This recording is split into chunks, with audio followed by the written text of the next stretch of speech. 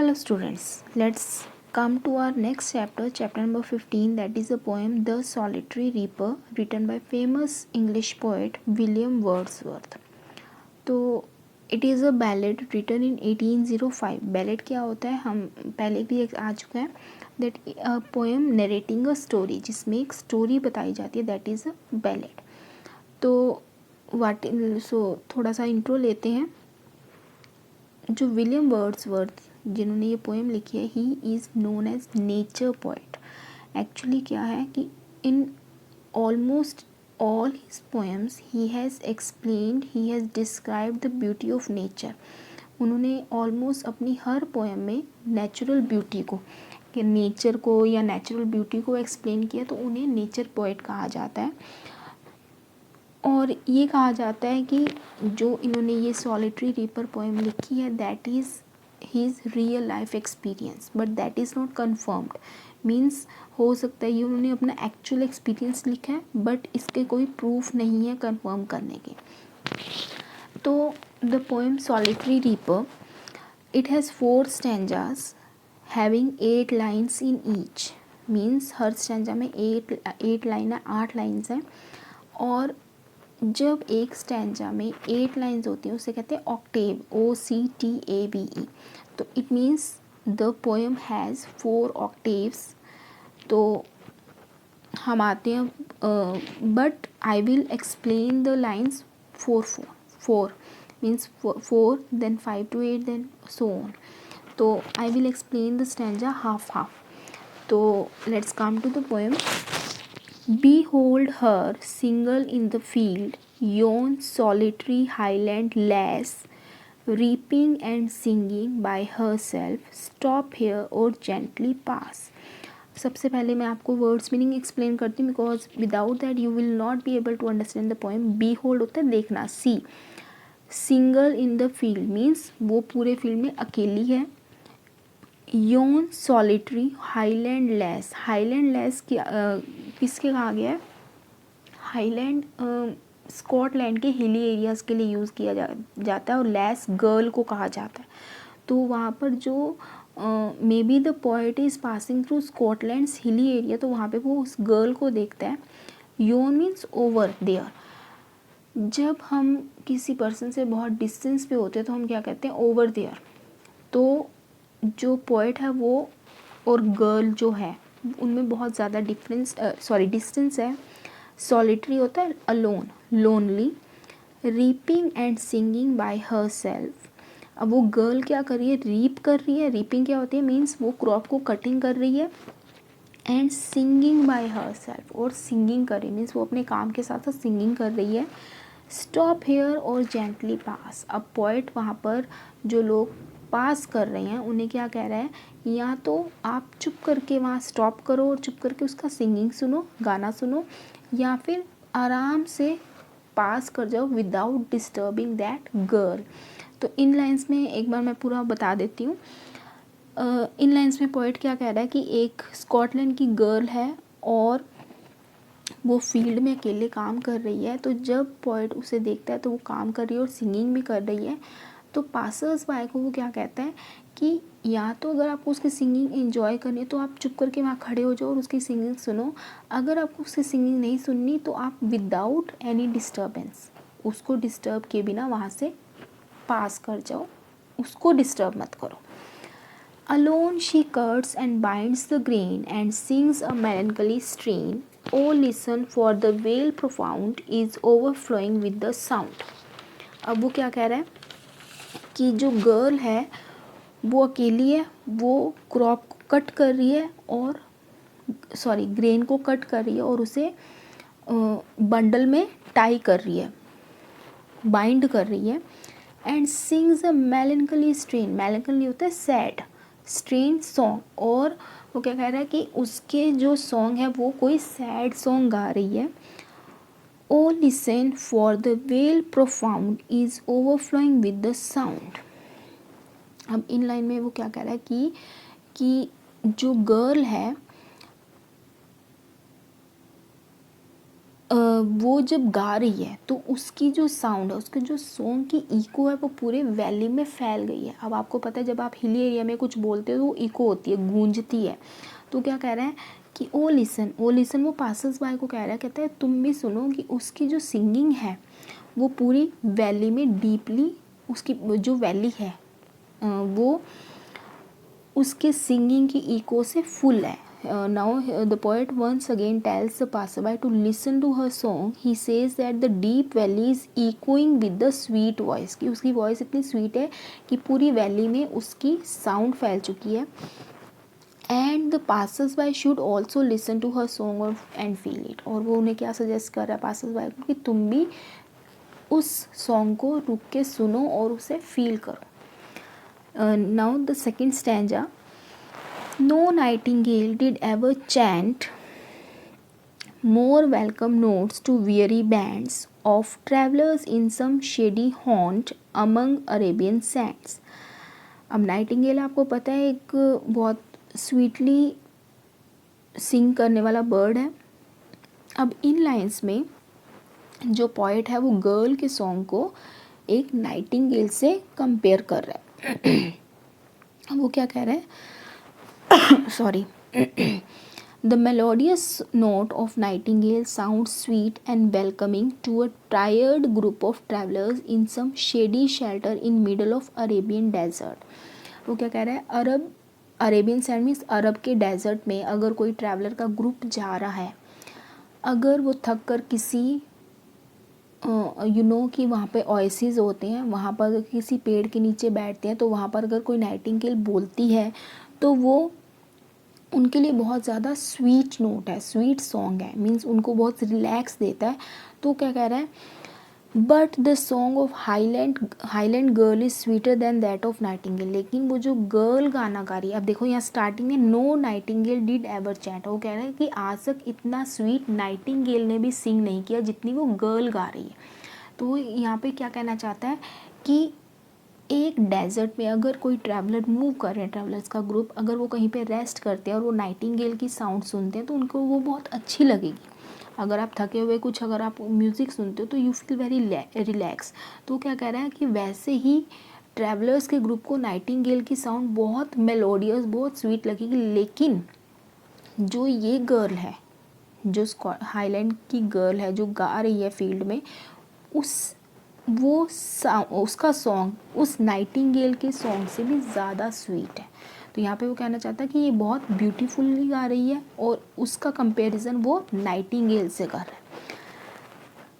Next 4 lines. A voice so thrilling never was heard in spring time from the cuckoo bird breaking the silence of the seas among the farthest Hebrides. Hebrides क्या है, एक island है जो north west में coast में है Scotland के। अब इन लाइंस में भी वो जो गर्ल है उसके सॉन्ग को कंपेयर कर रहा है कुकू। कुकू आपको पता है कोयल बर्ड होती है, उसके सॉन्ग से। वो क्या कह रहा है कि such a sweet voice was never heard from the cuckoo bird in spring time. अब आपको पता है जो कोयल होती है वो स्प्रिंग टाइम में कूकती है, बोलती है, सिंग करती है, बट वो क्या कह रहा है कि वो चीज़ भी इतनी ब्यूटीफुल, इतनी स्वीट नहीं होती जितना इस गर्ल का सॉन्ग है। मीन्स पोएट की नज़र में जो गर्ल काम कर रही है और सिंगिंग कर रही है वो ज़्यादा ब्यूटीफुली गा रही है as compare to cuckoo. The voice of the girl is so sweet that it breaks the silence of the seas in the far off Hebrides Islands. अब इन लाइन्स में वो क्या कह रहा है, breaking the silence of the seas among the farthest Hebrides. अब आपको पता है कि if you are going on a beach, coastal area पे अब अगर आप जाओ, सी साइड पर जाओ, वहाँ पे बहुत शांति होती है। तो क्या कह रहा है कि इस गर्ल के सॉन्ग से वो साइलेंस भी दूर हो रही है, टूट रही है। The islands are never disturbed by any storm, but the voice of the girl interrupted the silence of this group of island. कहते हैं उन आइलैंड पे कभी डिस्टर्बेंस नहीं होती, कोई तूफान नहीं होता, लेकिन इस गर्ल के सॉन्ग की वजह से वहाँ पे साइलेंस डिस्टर्ब हो गई है। मीन्स इतना ज़्यादा वो अच्छा गा रही है कि वो नेचर को भी अफेक्ट करे। यहाँ पे सी नेचर को रेफ़र कर रहा है कि नेचुरल चीज़ें भी उसके सॉन्ग से अफेक्ट हो रही है, क्योंकि वो इतना ब्यूटीफुली सॉन्ग गा रही है।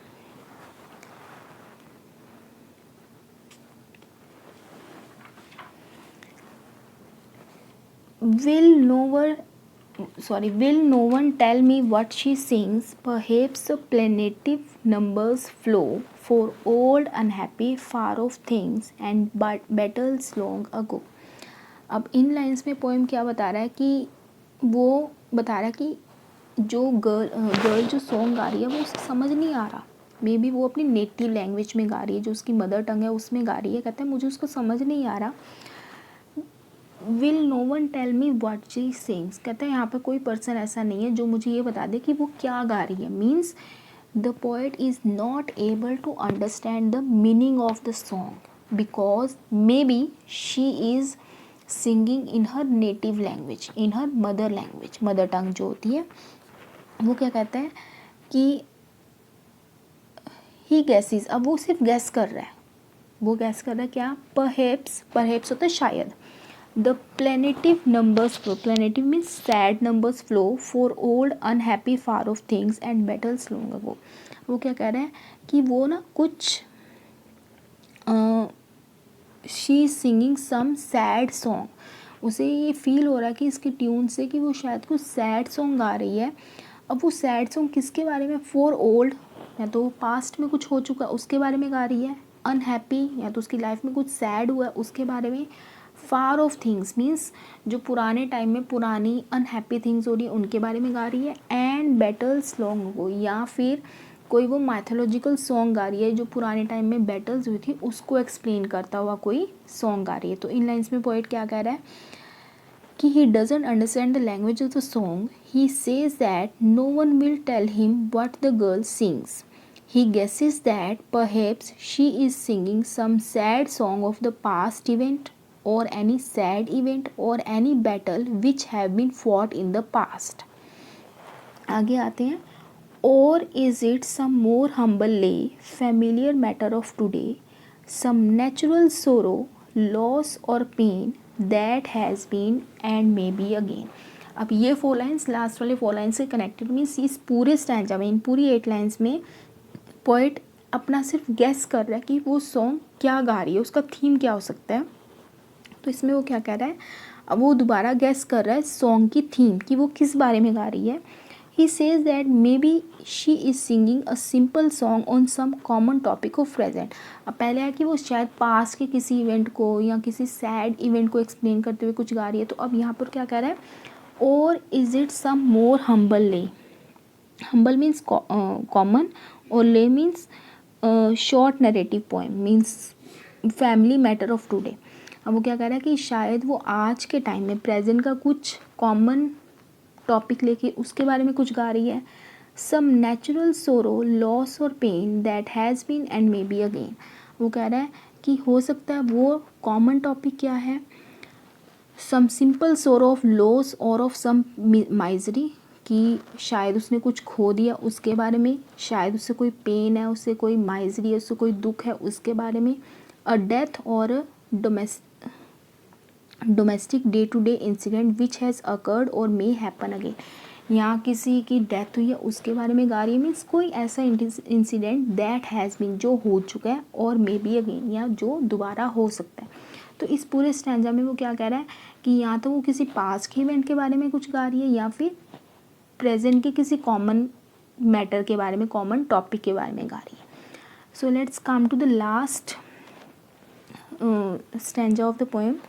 Whatever the theme the maiden sang, as if her song could have no ending, I saw her singing at her work and over the sickle bending.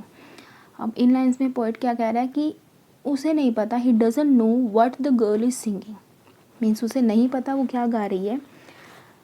He says that whatever theme she sings, whatever song she sings, जो वो गा रही है, irrespective of that means उसे समझ नहीं आ रहा, उस चीज़ को इग्नोर करते हुए as if her song could have no ending, कहता है वो इतना ब्यूटीफुल गा रही है ऐसा लगता है कि उसका सॉन्ग कभी ख़त्म ही नहीं होगा। Means he doesn't want her to end the song, means वो उसे इतना ब्यूटीफुल लग रहा है, उसे लगता है कि ये सॉन्ग कभी ख़त्म ही नहीं होगा.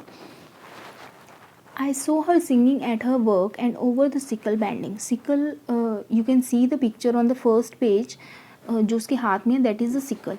अब वो क्या कह रहा है कि मैं उसे देख सकता हूँ कि वो अपने काम में लगी हुई है, काम कर रही है, और वो अपने सिक्कल के ऊपर बैंड मीन्स झुके हुए, means she has to work after little bending, means उसे काम करने के लिए थोड़ा झुक रही है. तो कह रहा है the poet sees her singing at her work, वो काम करते हुए गा रही है, bending over her sickle which she is using to reaping the grain, means grain को कट करने के लिए जिस इंस्ट्रूमेंट को, जिस सिक्कल को यूज़ करिए वो उसके ऊपर थोड़ा सा झुकी हुई है. अब यहाँ पर पोएट क्या बोलना चाहता है कि उसका म्यूज़िक का जो फ्लो है वो इतना इम्प्रेसिव है कि उसे लगता है कि वो नेवर एंडिंग है, वो कभी ख़त्म ही नहीं होगा. Now the last 4 lines of the poem. I listened motionless and still, and as I mounted up the hill, the music in my heart I bore long after it was heard no more. अब ये जो है these are the concluding means ending lines of the poem. अब वो क्या कहते हैं कि I listened motionless and still. अब पोएट कहते हैं कि मैं वहाँ खड़ा हुआ, मैंने उसका सॉन्ग सुना. Motionless and still means without any movement, बिल्कुल खड़ा होके आराम से एक लाइक अ स्टैचू वो उसका सॉन्ग सुन रहा है. And as I mounted up the hill. अब वो क्या कर रहा है कि उसका सॉन्ग सुनने के बाद मैंने क्लाइंबिंग स्टार्ट की, और when he was climbing up the hill the song could not be heard from there. अब क्या था, पहले वो उसका सॉन्ग सुन रहा था, लेकिन जब उसने खड़े होकर सुना और he was completely mesmerised by the song. Mesmerised हो जाता है जब आप किसी चीज़ से बहुत ज़्यादा यू कैन से अट्रैक्ट होते हो, आपको बहुत खो जाते हो किसी चीज़ में, दैट इज़ मेस्मेराइज. कहते हैं मैंने उसका सॉन्ग सुना और ही वॉज कम्प्लीटली मेस्मेराइज. कहते हैं after hearing her song he started climbing up the mountain. अब कहते हैं मैंने अपना जर्नी जो मैंने रोकी थी उसके गाना सुनने के लिए, जर्नी स्टार्ट की. कहते हैं जैसे जैसे मैं चलता गया मेरा उससे डिस्टेंस ज़्यादा होता गया, और मेरा उसका जो सॉन्ग था वो सुनाई देना बंद हो गया. The music in my heart I bore long after it was heard no मोर.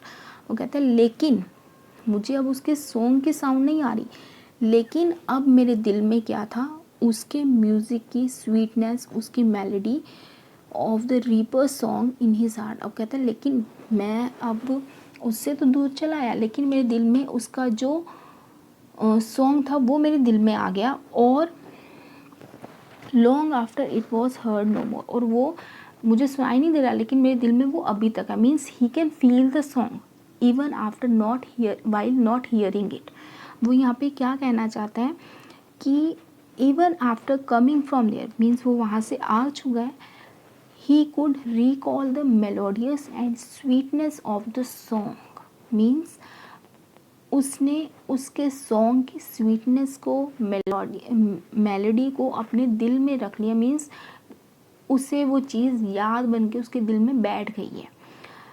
अब यहाँ पर वो क्या कहना चाहता है, being a poet of nature the poet was deeply impressed by the natural scene. अब एक तरह से नेचुरल सीन है, फील्ड है और वहाँ पे एक गर्ल रीपिंग कर रही है, तो एक नेचुरल सीन है.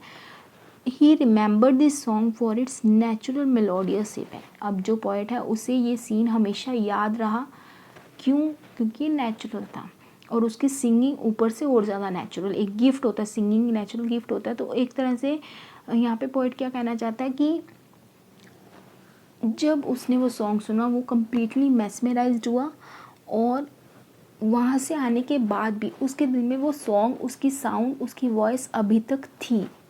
ठीक है, तो दिस इज़ द पोएम.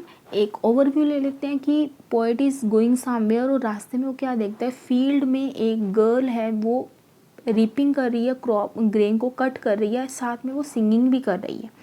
तो वो पासर्स बाय को क्या सजेस्ट करता है कि तुम यहाँ से या तो रुक के उसका सॉन्ग सुनो, या विदाउट उसे डिस्टर्ब ना करते हुए वहाँ से निकल जाओ. उसके बाद वो क्या कह रहा है, उसने उसके सॉन्ग को नाइटिंगेल और कुकू से कंपेयर किया है.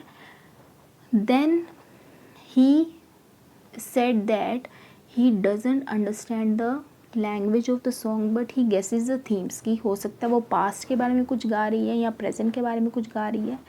और उसके बाद वो क्या कहता है कि उसका सॉन्ग सुन के पोएट को ऐसा लगता है कि उसका सॉन्ग कभी ख़त्म ही नहीं होगा. और उसके बाद जब वो वहाँ से आता तो कहता है मैं वहाँ से तो आ गया, मैं अब उसका सॉन्ग सुन नहीं सकता, लेकिन उसका सॉन्ग ना मेरे दिल में बैठ गया है, मैं उसे हमेशा रिकॉल करूँगा, हमेशा याद रखूँगा. So this is the poem the solitary reaper.